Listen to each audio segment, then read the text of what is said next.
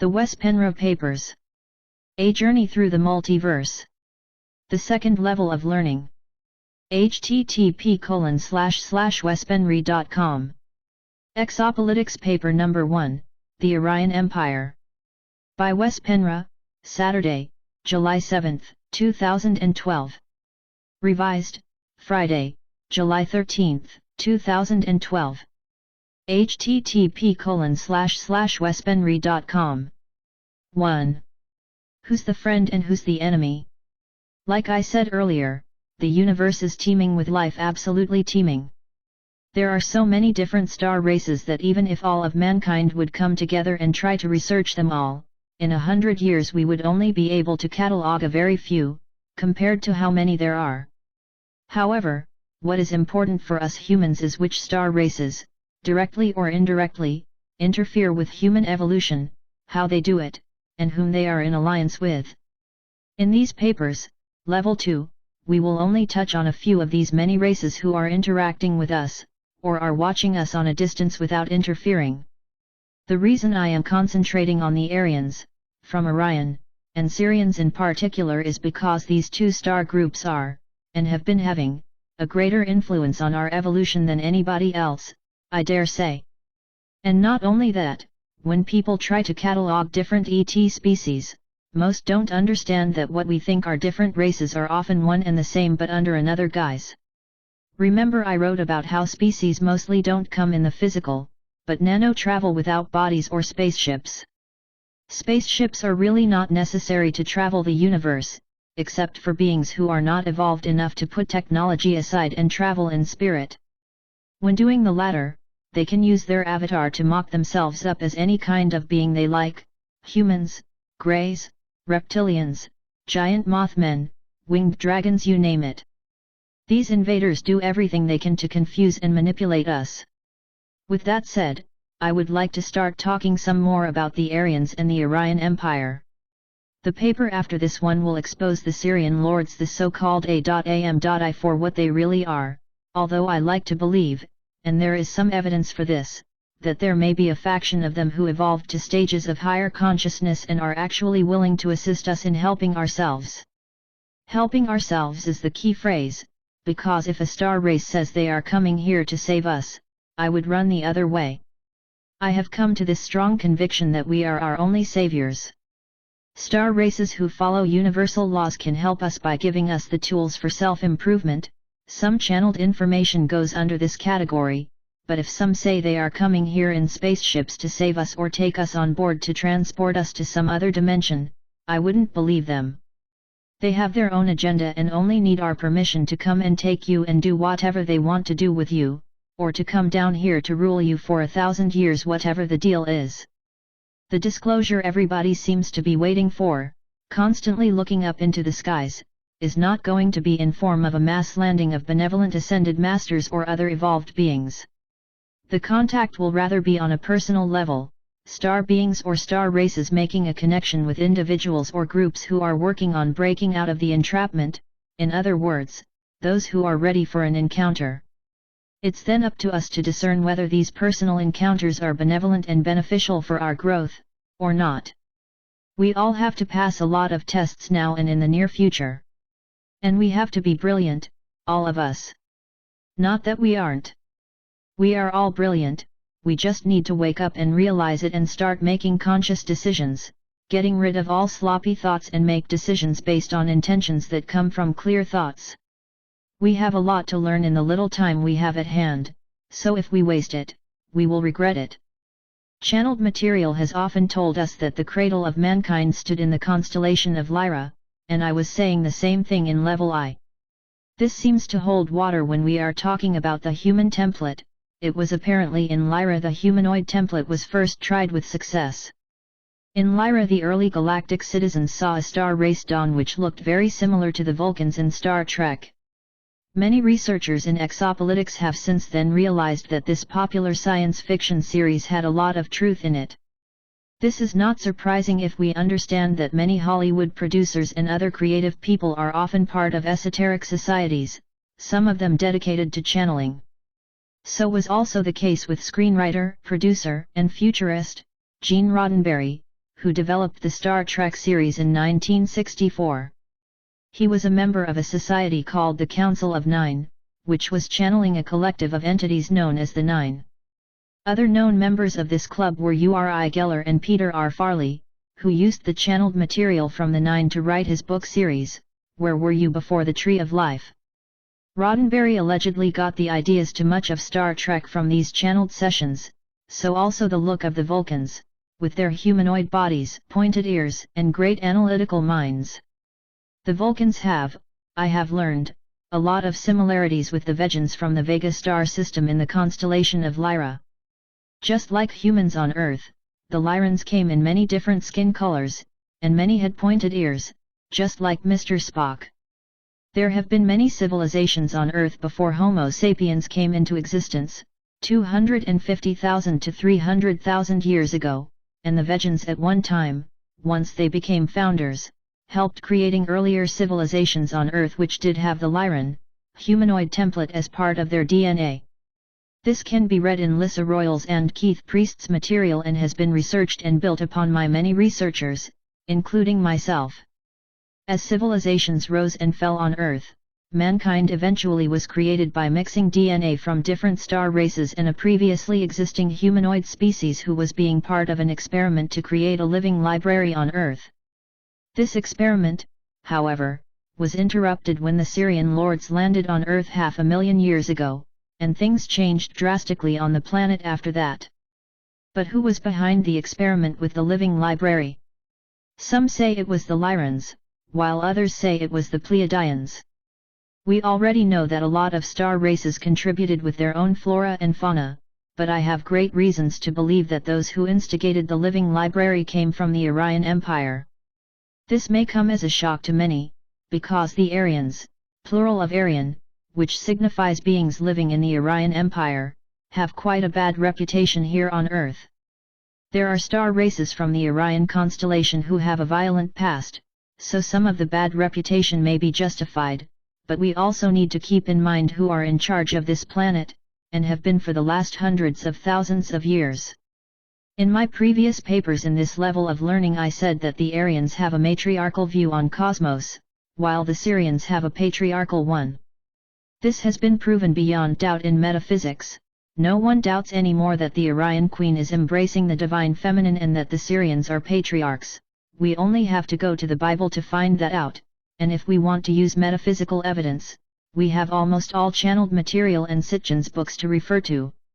On these matters, I think most of them are in agreement. The question is, why exactly is there such a tension between the matriarchs and the patriarchs? Why have so many people died in the struggle between these polarities? Don't we smell a bigger story behind that? I certainly do, and will do my best to answer this question throughout the papers in Level 2. For serious reasons I will go into more in details later on. The Syrians have a strong interest in keeping us in the dark regarding the feminine side of life, and therefore we can expect that information coming from them are mainly with the purpose to deceive or mislead.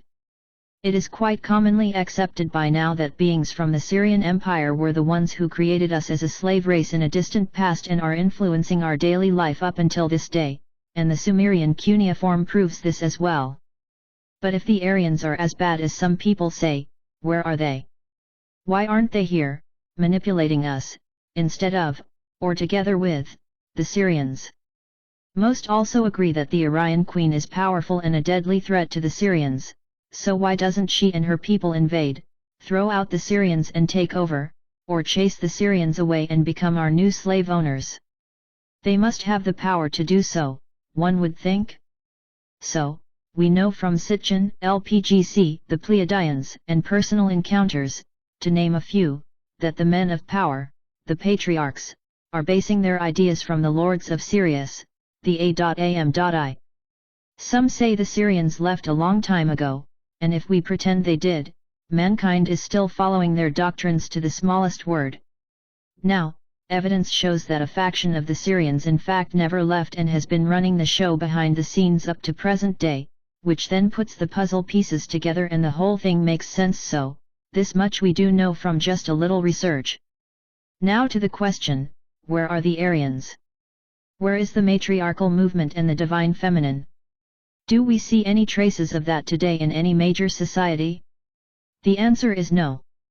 Hence, I dare say that the Aryans are either not here, or if they are not a threat to mankind, or possibly the opposite. Let's go back to the Syrian lords, A.K. of the A.am.I, for a moment. It would certainly be in their best interest if we thought that they were the ones who created us, so that we think we are in debt to them. Thus they can keep their stronghold over us and manipulate us as they please. As some of the readers may know, I was recently in contact with Utu, son of King Nannar of the A.am.I race. I will talk about that later, but he was quick to point out to me that his people are our ancestors and that we need to start getting along and we need to forgive them for what they did to us in the past. This would all be nice and good if it wasn't a lie. They did not create us and they are not coming here in peace, something he basically proved himself, obviously enough.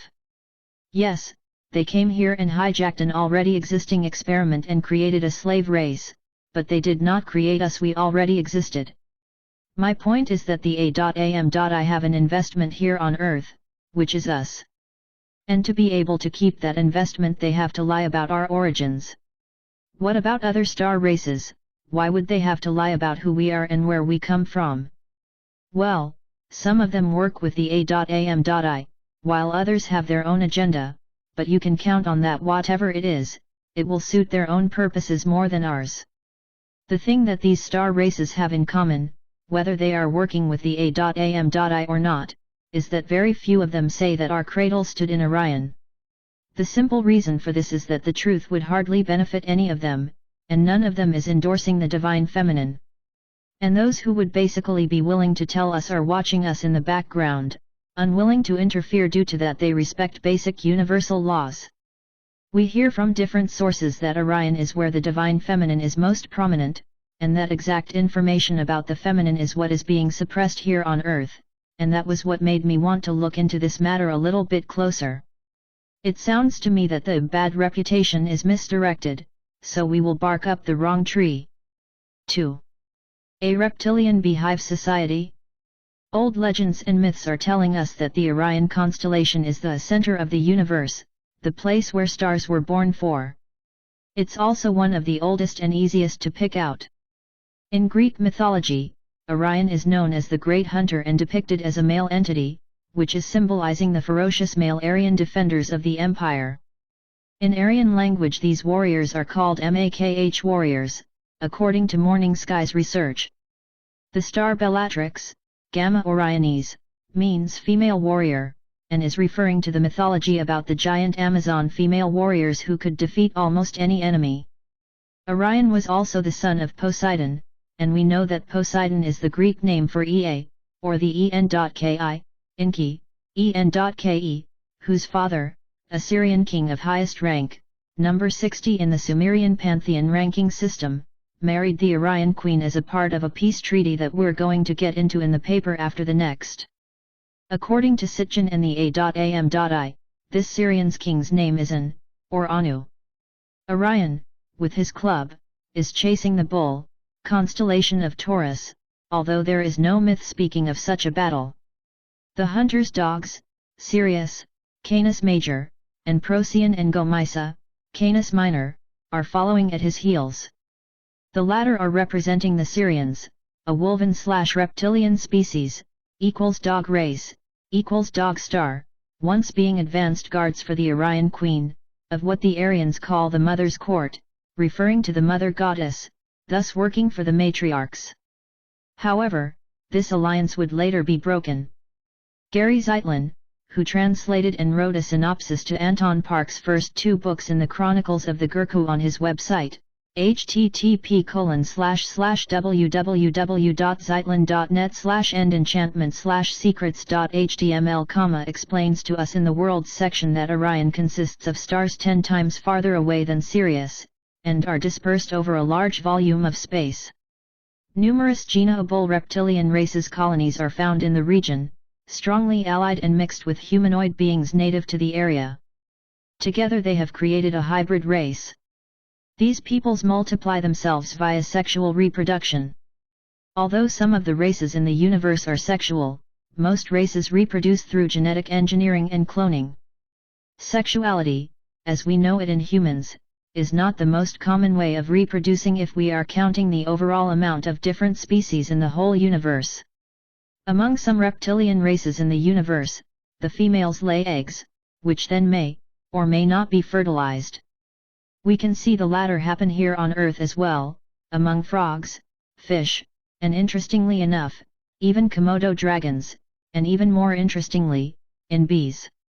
In the bee society, the queen only mates once and carries the seed from the male inside her, which can then be used to fertilize all eggs she ever lays. But moreover, some eggs she lays are never fertilized. These eggs develop and become the drone's male bees exclusively, while the fertilized eggs always become females. This is particularly interesting because the original reptilian Aryan species has often been thought of as a beehive society. Researchers have described them as having the Orion queen in the middle and the rest of the societal structure circling around her. Therefore, the Aryan species has been looked upon as mindless, dangerous killing machines committed to group thinking, whence the actual thinking is done by the queen herself. The rest of the community is then willing to sacrifice themselves without thinking twice to protect their queen. This may, or may not, have been how it all started, but most certainly not how it is anymore, and I'll explain why in a moment. When researching this species, it comes to mind that they are not only reptilian but most probably have an insect-like ancestry as well, at least if we are to believe the symbolism the Aryan have left behind here on Earth, something I will go deeper into in a few paragraphs, but we can also see this if we read Robert Morning Sky's earlier work, such as Eden, Atlantis, and the UFO myth from the early 1990s. There he is telling us exactly the same thing about how the Orion queen chooses whether her offspring is going to be a male or a female by either fertilizing or not fertilizing her eggs. Only the unfertilized eggs become males. Allegedly, Morning Sky got this information from the Star Elder, whom his native Indian ancestors saved from a UFO crash in the 1940s. He heard the story from his grandfather and has since then spent most of his life researching and expanding on what he was told. Morning Sky's research led him to the conclusion that in Orion things are centered on the females, whom are the nurturing aspect of life, while the males are the protectors of the females, also being hunters and warriors. From what it looks like, and which I brought up to some extent in paper number 1, the universe is protecting the feminine aspect of reality, and the Aryan race may have taken that aspect to heart and created their lives around it, or perhaps it was the other way around. Once upon a time, when the universe was young, this beehive reptilian/insectoid race was created to be the guardians of the divine feminine. This could make sense, as so many sources are telling us that the Orion queen and her people are perhaps one of the oldest star races in the universe. Once we realize that the universe is feminine in its essence, then that would make even more sense.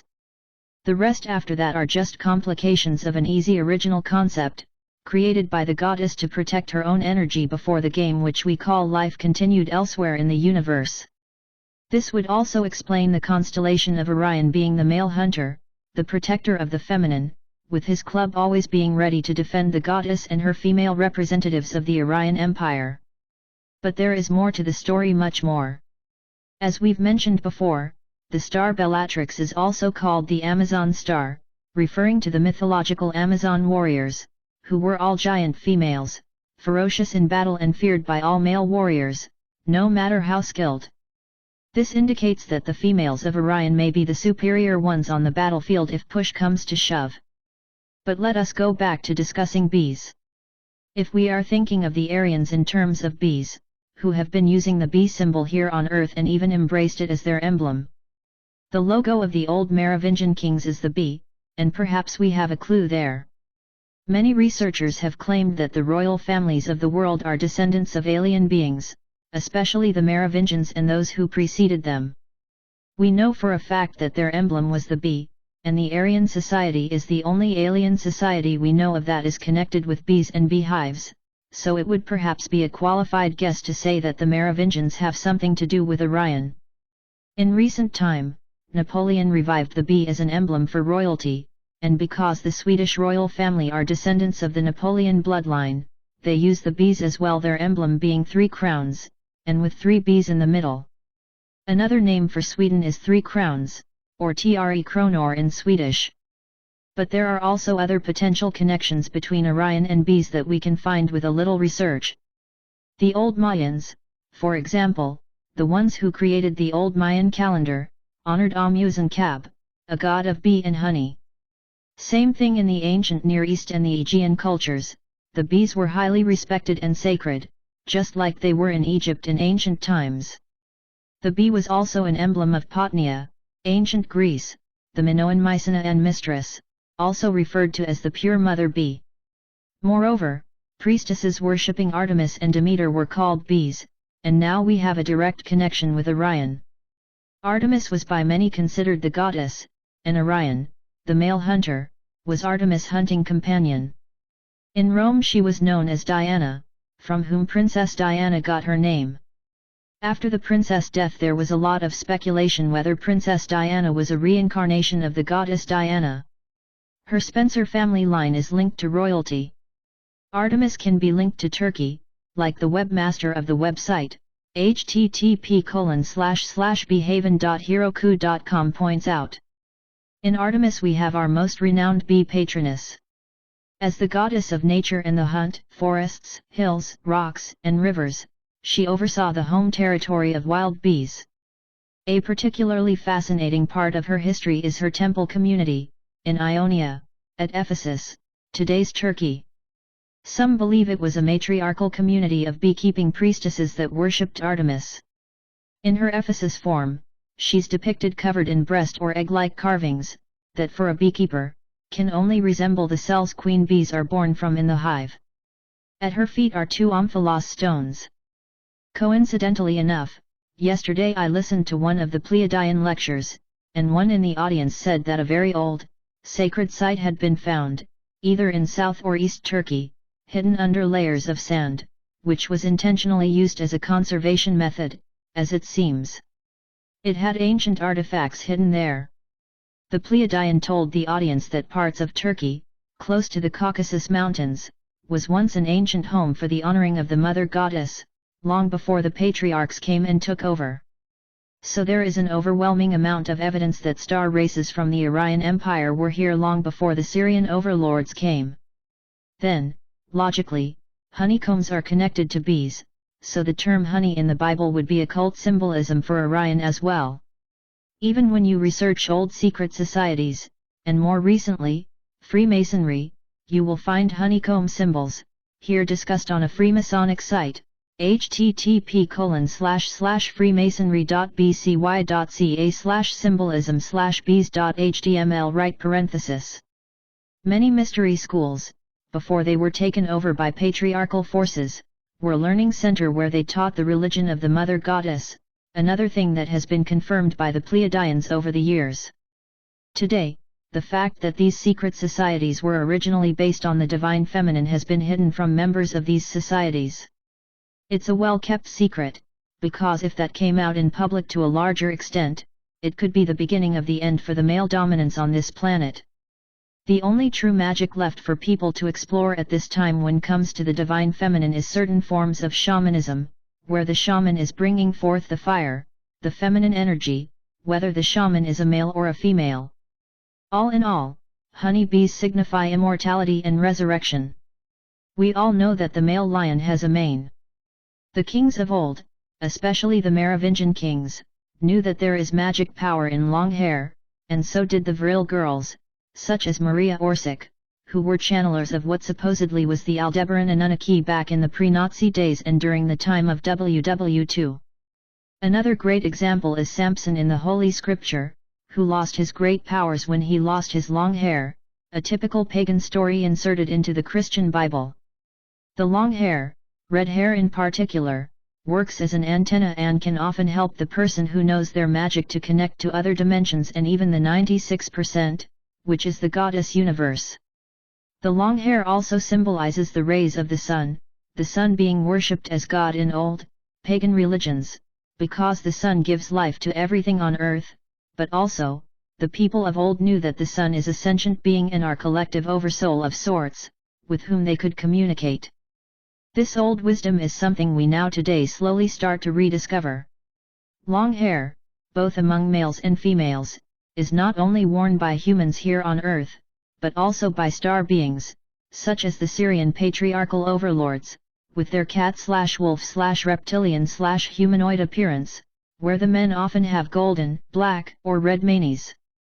Because of their canine/reptilian ancestry, they are hairy by nature, and the males have manes, just like the lions here on Earth. They often wear it long and locked and have long, braided beards. We humans, residing in a living library, where everything alive is seeded from elsewhere, may find it intriguing to think about where the bees, the lions, and the bigger cats and dogs originate from. The lion, here on Earth, is another symbol for royalty. You can see impressive statues of lions guarding the entrances to royal castles and are also prominent on shields and on royal family banners. The lion represents the warrior aspect of the mother goddess, an aspect that the Sirian Dakh warriors possess as well. In mythology, Sirius the dog star follows the mighty hunter Orion, just like the Sirians used to follow the mother goddess of Orion before they rebelled. A few are still serving the mother, but the majority don't. I have found indicators that both Aryans and Sirians use the lion as their symbol, probably because it is signifying extraordinary strength. If we connect the bees to Aryan royalty, we also need to connect the lion to the same, as they are a big part of royal symbolism. Also, in Anton Park's trilogy, the Irma race, which is a lion race, is an Orion warrior species.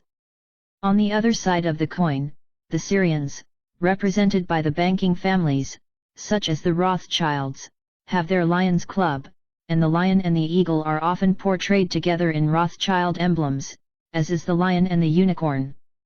The question some readers may ask is why, if the universe is feminine, and females, both in the animal kingdom here on Earth, and theoretically in Orion, and in that case, I'm sure in other places in the universe, can reproduce asexually without a male involved, why are males needed at all in the universe?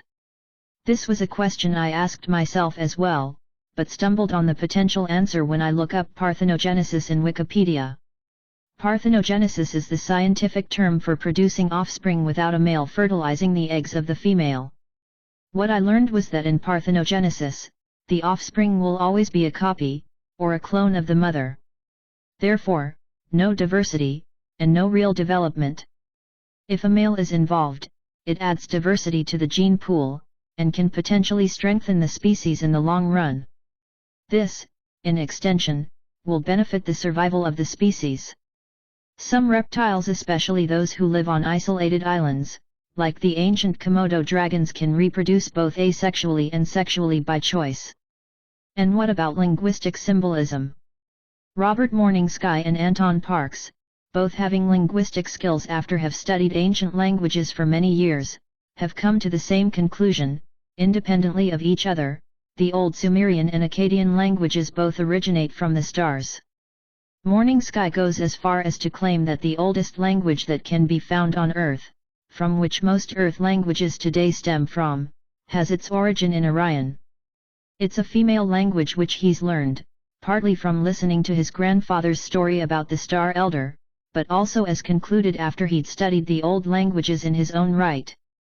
The many examples he gives in his different papers over the years show an amazing array of words and grammar, evidence that is hard to dispute. It definitely looks like he did his research. Anton Parks is not far behind.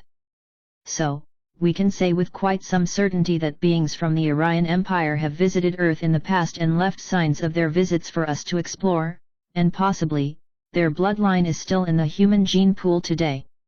But the traits of the Aryans are not dominant on Earth today, but the Sirian traits are.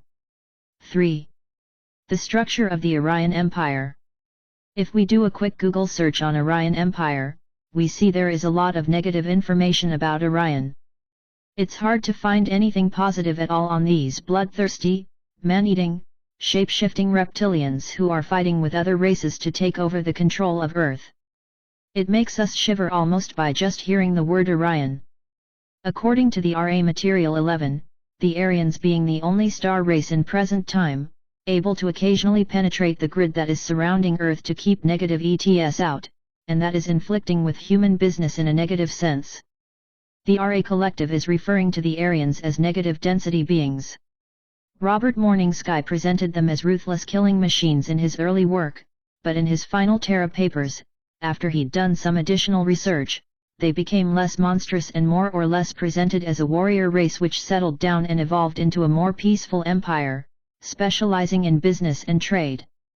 This is easier to endorse, because I have a hard time believing that this ancient star race is based upon mindless non-thinkers and violent man-eaters.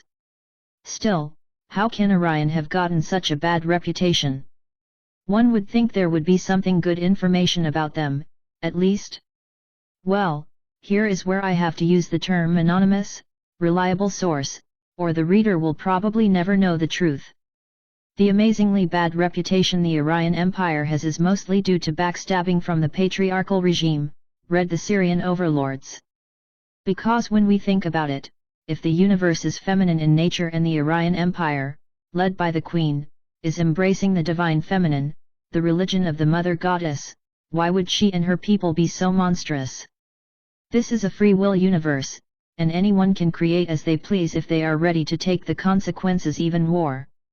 And it looks like war and conquest is a part of many star races' evolution, while they are still uncertain about their own survival as a species, and therefore need to expand their domains in not always a peaceful manner. However, in time they learn and start expanding by spiritual means instead and usually become more peaceful in the process.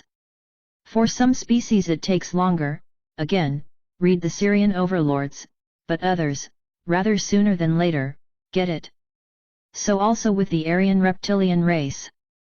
They became a peaceful empire long before mankind was even born. They still up to this day sometimes have to defend themselves against intruders of lower consciousness, but they always try peaceful means to show the intruders to the door before they use force. But they still have their MAKH warriors, who have always been ferocious when comes to protect the empire and the queen. See Morningsky's work for references to these terms. In the far ancient past there was a conflict between the Syrians and the Aryans, which resulted in a short war, actually, just a few battles, and conflicts that were resolved, but then became an issue again. There was also a galactic war raging at one point, but when that happened, the Aryans and the Syrians were in fact fighting side by side as joined forces, and not against each other. These days, the Aryans don't conquer other star systems by force. Instead, when star races evolve in different star systems, they more often than not ask to become members of the Orion Empire because of its strength, its unity, peaceful nature, but also for trading benefits. The Orion Empire is perhaps the biggest empire in business and trade in the universe, if we are to refer to the size of the empire, which is vast.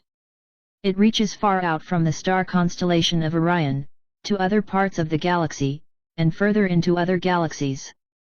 We often think of the Aryans as a giant, reptilian race with scales and greenish skin, sometimes even having a tail, and like I said, being hostile in nature. It is true that the original Orion reptilian race, which was that of the Orion Queen, had scales and were very reptilian-like in the ancient past when they were ferocious conquerors. However, that was billions of years ago, and since then they have lost their scales on the most part and look quite human-like. When we speak of the Orion Empire, we speak of millions of different star races, and they all look different, so it would be incorrect to say that the empire consists only of reptilian beings. There are all kinds of beings. A good analogy would be the first movie in the Star Wars series, when Harrison Ford, Han Solo in the movie, went into the bar on some distant planet where all these different-looking star races sat and drank. I am not saying that they look like that, but I would assume George Lucas wanted to show that there is variety out there. And there are as many different mindsets as there are star races and individuals in the Empire. So what are the requirements to join the Queendom of Orion?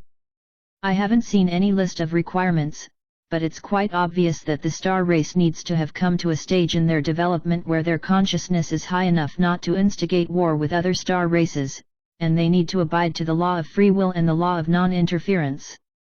The latter is very important. it is not allowed by a star race to interfere with another star race's evolution. If they were to mingle with a race on another planet, they need to have permission to do so by the inhabitants on that world, and they need to abide to the rules and laws of that planet. Normally, contact is being instigated for trading purposes.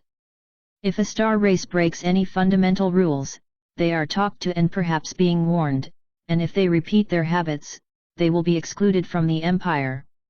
If they refuse, they will be forced to by the Makh warriors, whereby they usually leave. They are welcome back when they can show that they can follow the simple rules above. Being a member of the Orion Empire doesn't necessarily mean you have to subscribe to the Aryan religion of the Divine Feminine, but once you join you normally have come to the conclusion already that this is the nature of the universe, although it's not always the case. The Queen is apparently very liberate when it comes to both belief systems and how a star race wants to evolve. She doesn't interfere with any of that, having the understanding that each star race needs to develop in their own pace and in any direction they like, so long as it doesn't harm any other star race. Members of the Orion Empire that I have become aware of are star systems within Orion, Sirius, the Pleiades, and the Andromeda constellation. This, of course, is a pitiful number when I know how vast the Empire is. However, membership world, like I said, includes star systems in many other galaxies as well, such as our neighbor, the Andromeda Galaxy, a galaxy approximately twice as large as our own Milky Way. Every species is allowed to travel freely within the Empire and use the stargates and star highways as they please. To be able to use the galactic highways, the star race needs to be interdimensional and evolved enough to be able to nano-travel. It is my understanding that there are no 3D races in the Empire, because you need to have access to more dimensions than just the third to be able to interact with the more evolved beings within the Empire. However, a star race is normally not stuck in one density or dimension for very long, as they are free to evolve without interference. It's just we humans and some other star races in a similar situation as ourselves who are stuck in 3D for a much longer time than we should. This doesn't mean that star beings who are multi- and interdimensional don't have bodies, although there are some who don't, but they have learned how to split their fire and travel across space and time, independently from their physical bodies. We learn in metaphysics that the universe supports the growth of consciousness and awareness, and I see evidence all around me to that effect. This is the common purpose with all universes as well, as far as I understand. The physical laws may be slightly different in different universes, and even in different galaxies, but the support for the increase of consciousness is probably common in all of them. We are not here to suffer, we are here to grow, although suffering is a part of our learning lessons at times, until we become more evolved and can more easily find solutions by exploring the multiverse and its dimensions to find the best possible outcome. In the Queendom this is well known. One of the Queen's tasks is to see to that no one suffers when they don't have to. The philosophy in Orion is that there is no need for anyone to act out viciously on another. Everyone is treated equal and there is no hierarchy. When the implications and consequences of this is understood, a society emerges where each individual is helping their neighbor out whenever necessary. Here on Earth we speak of catalysts, and how we need a certain amount of darkness to be able to see the light, but whatever the truth in that is, it doesn't apply once we become multi-D and interdimensional, which means that we first have to get out of the 3D trap we so solidly sit in. Once we enter the real universe, no such things as catalysts are needed. We always would look for the best possible outcome by exploring the dimensions. The Orion Empire reminds me of the British Empire when it was at its height of power.